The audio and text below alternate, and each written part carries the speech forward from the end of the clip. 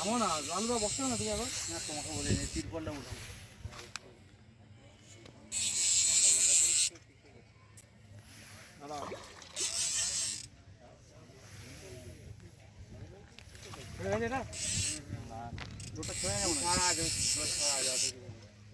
দাঁড়াও না সেটা বলি ডোরটা খুলেছে না খুলে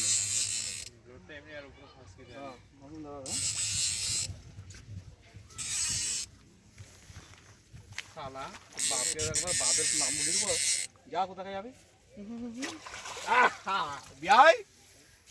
চলো দাঁড়া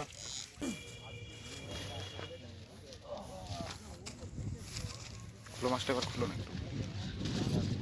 একটু বের করো মাছটা